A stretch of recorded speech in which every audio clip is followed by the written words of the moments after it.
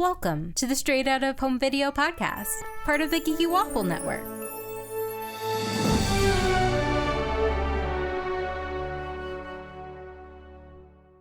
Today we're talking about Disney Princess Enchanted Tales, Follow Your Dreams from 2007. That's a very long title. It's a mouthful. It's a lot of things. For a movie with such a long title, it's super short. It's only 53 minutes. Felt longer. 56 minutes. I'm sorry. I cut out 3 minutes. But anyway, I'm Candace, and with me today is Krista. Hey, Krista. Hey. So I am so sorry. The other Straight Out Home video you were on was the Rapunzel Before Ever After, and that was beautiful and wonderful and great. Then I pull you into this nonsense. Lee, there was a moment in one of these episodes that made me think of Tangled, but yeah, I wouldn't say that this lives up to my last podcast I did for Straight Out of Home video. So this was supposed to be a series. You can tell, right? Because it's called Follow Your Dreams. So it was going to be about various Disney princesses. They probably were going to make more merch from this to sell to little kids. This one is about Princess Aurora. This is the first time she's been in a movie since the original Sleeping Beauty. And it's also, the other half is about Jasmine, which she has been in a lot. Originally, the first film in the series was going to be titled A Kingdom of Kindness and was to feature a different Aurora story, as well as Belle from Beauty and the Beast instead of Jasmine. So most likely the reason the series did not continue was because John Lasseter was made chief creative officer for Disney when Disney bought Pixar. And he stopped all Disney Studio sequels, so we never got that Dumbo 2, Krista. Or Pinocchio 2. There were several sequels that he put the kibosh on. And once we review the episodes, I do want to read a review that somebody wrote about this because it is hilarious. But yeah, it's funny because at the very beginning of the episode, you're taken through this castle and it shows pictures of all the different princesses and makes you think like, oh yeah, this is going to be a series where we're going to see all these stories of all these princesses. So then it's weird to be like, oh wait, this is the only one. It's definitely setting it up to be like a series of videos. I found out there was these other DVDs that came out that were like princess things, but they were pretty much repurposed Aladdin TV episodes and Little Mermaid TV episodes. And then they would have like a storybook version of certain stories where they would just like a narrator would read aloud. And it would be like, New Adventures with Cinderella. And it's like, this is not new.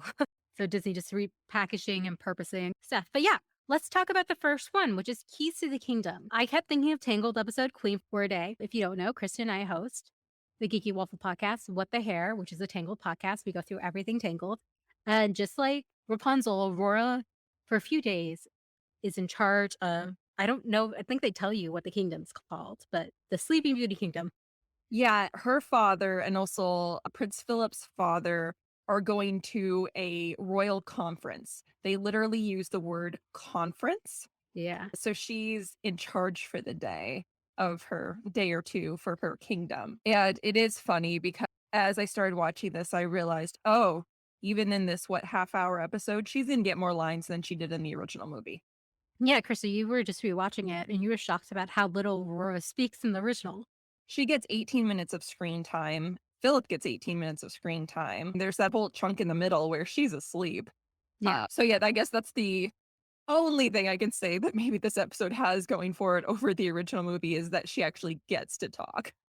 Speaking of talking, I didn't really like her voice. It didn't sound like, it sounded so far from Aurora to me. It sounded more Ariel. At first, I hadn't watched the original movie for years, even though I knew I'm like, I don't think that sounds right. I wasn't as familiar with the first movie, so I couldn't really like pinpoint the difference, but I knew that's not how she sounded. Yeah. Speaking of the original voice, Mary Costa, the original Aurora, she is on record. She was not fond of this new film. Can you believe it? I was like, there's princess drama. She's right. Yeah. Gotta give her that credit. So the whole premise is that Merryweather leaves behind her wand as like for emergencies, right? And Aurora uses it, and it's pretty much don't take the easy way out, right? Is that the lesson? They keep mentioning the word perseverance, which comes up in both episodes, but is mentioned the most in this one. And I'm like, what a great word to teach 6-year-olds who will probably not be able to pronounce perseverance. That's a good point. It's their word of the year. I do want to talk about the songs. So Both of these episodes have original songs. The first song in Aurora's episode is called Keys to the Kingdom, which is the title of the episode. And the song was fine. I guess it was fine. I didn't like it. But the part that bothered me the most is her father had given her the royal scepter. Yeah. Every time she says keys to the kingdom, she like looks at the scepter and one time like holds up, she's like, and I have the keys to the kingdom and holds up the scepter. And I'm like, does this girl not know what keys look like? They're letting her run the kingdom and she doesn't know what a key looks like. She says, all these momentous decisions, are they up to me? Of course, I'm royalty. And I'm just like, eat the rich. The one thing I did like about the song and about the episode is that there's never any doubt that she can do it. Her people are never like, "Oh, she's a woman, she's a princess, she can't handle it." That's pretty supportive, especially considering like she's been living out in the woods her entire life. But I did appreciate that wasn't the drama of the episode. Like it wasn't like people doubting her because she was a woman. So I did appreciate that. Yeah, Rapunzel had it harder. Yeah. Rapunzel had to deal with the deadly snowstorm when she was in charge. But it was also a better episode. So yeah, Yeah. people want like the better version of this episode, go watch Tangled the series towards the end of the first season. There's this plot, but better. Yeah. And I texted Krista. I was like, Prince Philip's horse looks like Max, but with like a dark hair wig. Oh, and he is not about them kissing. Philip is about to leave and is about to say Rapunzel. So Aurora goes in for a kiss, and the horse just puts its face right in the middle of them, and they both end kissing his cheek. And he's just not about them kissing. So I don't know if he's just like jealous and wants all the kisses, or if he's like, no, you got to wait till marriage. I don't know what that horse is about. I figured they were married already I don't think so. Otherwise, the two kingdoms would have merged. I have no idea, honestly. It's because her clearly father in law is there, King Hubert. King Hubert is always there. That's the thing that was weird. And I realized when I then went back and watched the original movie, he was always there at their castle too. He's never his own castle. So I'm wondering, like, okay, King Stephen and his wife leave Aurora's kingdom for like 2 days or less. And so they have to have her in charge. But meanwhile, King Hubert and Philip have left this entire time. Philip goes to the conference with them, as we see later. So who's ruling King Hubert's kingdom in his stead? Figured they merged them by now. That's possibly that would make more sense, but also King Hubert's kingdom probably gets along better when he's not there because Yeah. one of the running gags of this episode is that he lost his sword, he lost his speech, he lost his crown. He's not that great at stuff. He probably lost the keys to the kingdom, Krista. Or was it really just the scepter all the time? Like, does nobody know what keys are? I think this was good that it was first because it made the next one seem even better, in my opinion. So the Jasmine story is more than a peacock princess. The title is terrible though. Yeah, I don't really know. So this is Jasmine, and she's played by Linda Larkin, who originally voiced Jasmine. And it's all about Jasmine trying to find her. She's trying to figure out what she can do in her kingdom in Agrabah. And she's first assigned to a classroom. Yeah, Children are crazy. I thought it was weird because with Aurora, we haven't really seen anything apart from that original movie. But with Jazz, there's the two sequels, there's the TV show. So she's gotten to do a lot of other things and prove her worth. So this kind of felt a little weird. She's like, I don't get to do anything, but we like have a full TV series where she does a lot. I did appreciate that it's been like, hey, I can do more, and her wanting to do things that mattered. Like she wanted to have programs at the hospital or programs at different places like that. So I like those ideas. But it did feel like, hasn't the Sultan already given her things to do? It just felt odd. Yeah, so she's like, I'm tired of like shop openings and selling camels or I don't know what for. Yeah, camel shows, presenting. And it's weird because she has a very busy schedule of all these really unimportant things. But I love that A, she had carpet to A, get her from point A to B, which seems really handy. And carpet also seemed to be like her personal assistant because he was Yeah, like writing down her schedule. And I'm like, hey, you can't complain about that part. no. And Abu and Iago are just hanging out with her. There's no genie or Aladdin in this story movie, which I thought was Yeah. very weird. Well, Genie and Aladdin were gone, I think, just so that could be more about Jasmine, which was Yeah. fine. But it was so weird that Abu was there if Aladdin wasn't. 'cause you think he'd Yeah. be off with him. I did really love Iago and Naboo and Carpet. I think that's one of the reasons I really enjoyed this episode more. I think this Yeah. episode was slightly better written as well, Yeah. but there were more side characters from the movies that I loved, and so even if the rest of the story wasn't fantastic, anytime Iago went off on a rant, I was just so happy. Yeah, we'll have to talk about some of Iago's lines and like, but I was wondering at first I was wondering, I'm like, am I enjoying this part more because I grew up with Aladdin? We were around the age when we were Mhm. kids when Aladdin came out. So again, obsessed.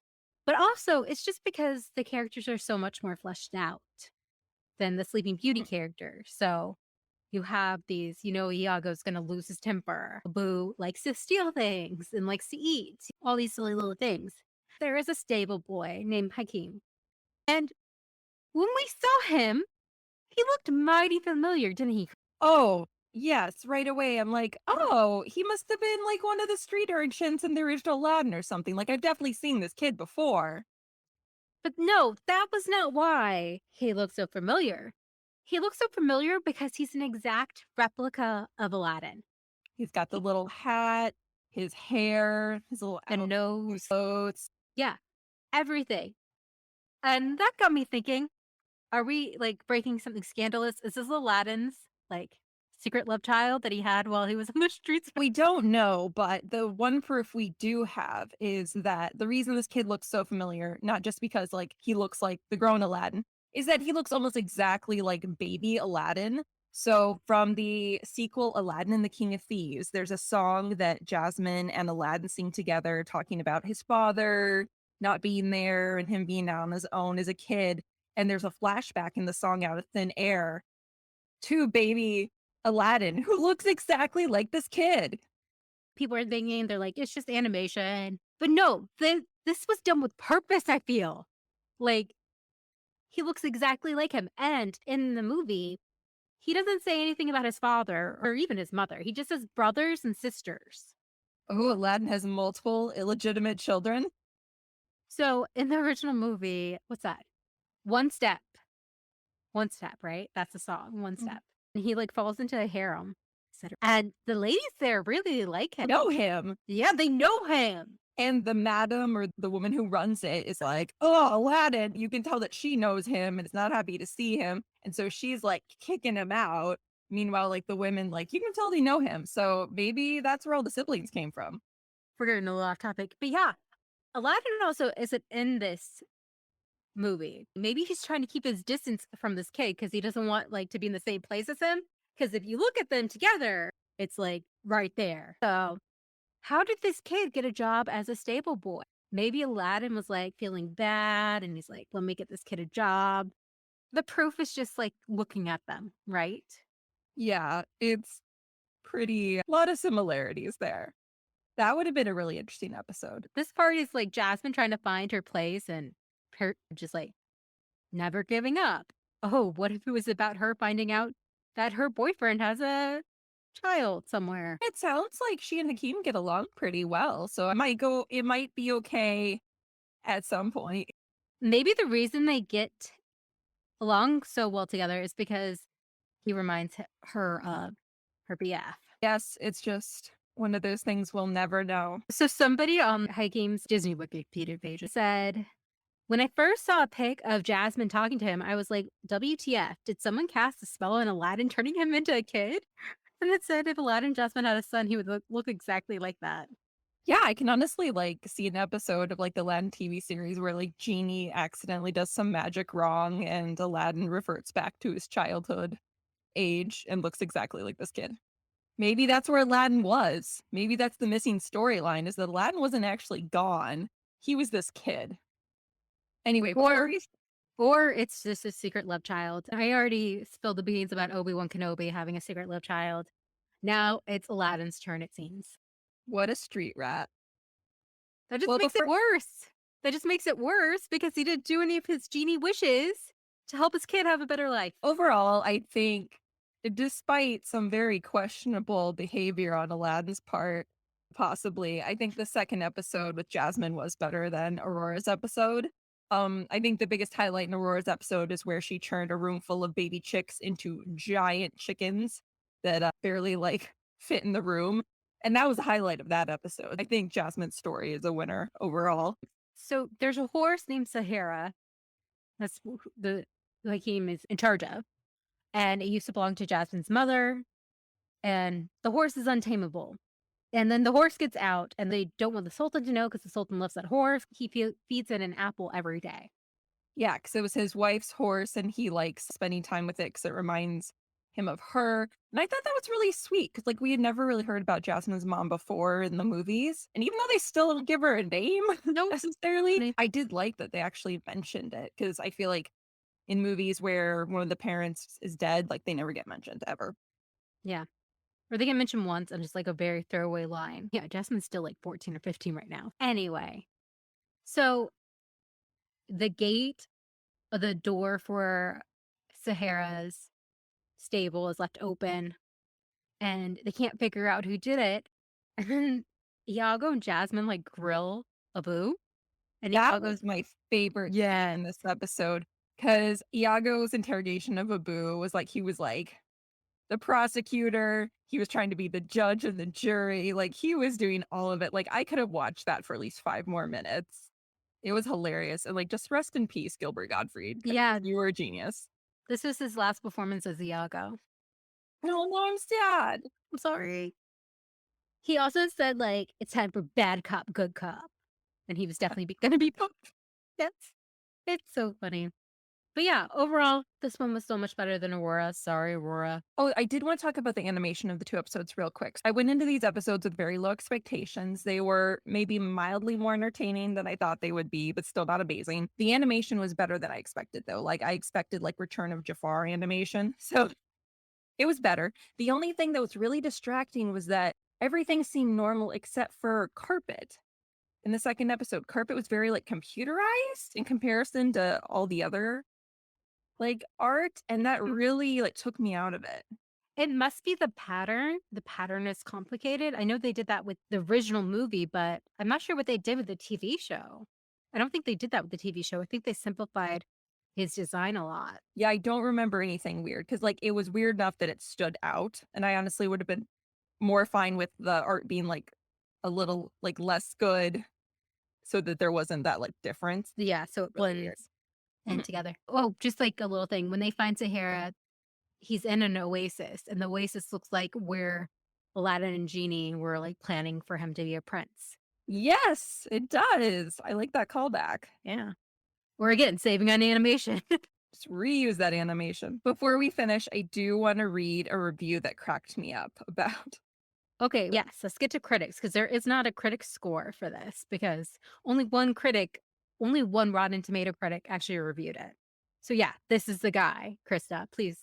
oh, I don't know if this is the one from Rotten Tomatoes, but Agony and Ecstasy Yep, that's the one. describe it as, and this is a full quote that I'm about to read, the first in an aborted attempt to create a new series of cheap, even by the standards of cheap quills videos, and concluded, I cannot entirely hate this dreadful little cast off. It's too short, it's too ebulliently random, and it might very well be the reason that the Disney sequels were finally strangled to death. Yes, I also have one from him too, Tim Brayton. And it says, teaches all our little girl children largely useless moral lessons about how gosh darn hard it is to go princessing all the time. So gosh darn hard. It's hard to princess. Sim Magazine gave the film 2 out of 5 stars. They said, it's unfortunate that the two stories have such varying quality. If it had been a little bit more balanced, then it could have been a great movie. Now it remains weak due to the Sleeping Beauty segment being entirely mediocre and barely worthy of Disney. Mary Costa wrote that too. Probably. So there was enough audience score to rate this. So can you guess what the audience score was out of 250 ratings? Like what percentage? 12%? It got 52%. What? Yeah. Audience And gave it 52%? it was like, I guess they do like the 5 stars and base it on that. I'm shocked. I'm very shocked. So very few people actually gave it a text explanation to their rating. But here too, Rebecca said, I remember this movie when I was little. I also remember it promptly going into the basement. 2 stars. So I'm guessing like the basement's where they just stored stuff and they're like, Mhm. go away, DVD. Jackson S said, Sleeping Beauty's first sequel. No wonder it never had one till now. 1 star. Which again, Sleeping Beauty, the movie, the original movie, is beautiful. It's great. It has one of my favorite songs, Once Upon a Dream. Maleficent, wonderful villain. But other than that, it doesn't have the strongest princess or even story. Yeah, I rewatching Sleeping Beauty after watching this episode. Just they're so different. The animation is so different. Aurora seems very different. Like she doesn't seem like the same character. There's just so many differences. Like it doesn't feel like it's really related at all, except for the familiar characters. Meanwhile, because I think Aladdin had so much room to grow with like the 3 different movies and the TV show, like even though Jasmine's episode wasn't as good as a lot of those things, it still felt like it at least fit within that world.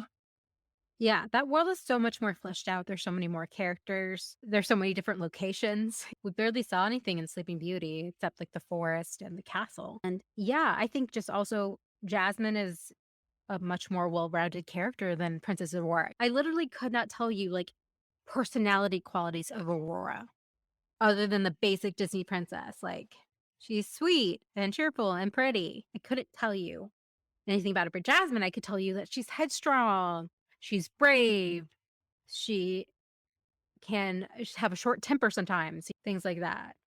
Yeah, and if these episodes had been handled better and the series had continued, I feel like you would have maybe had a chance to explore like who is Aurora because we don't really get to know her that well in her original movie, but obviously these were not done that and the series did not continue, so they kind of lost a chance to do that, probably because it was more of a cash grab for princess merchandise and not like an actual exploration of a character. Yeah, and this DVD did not sell well. Kristen and I actually got them from eBay for like $4 with shipping. Like nobody wants this. This is not streaming on Disney Plus, which is very telling to me.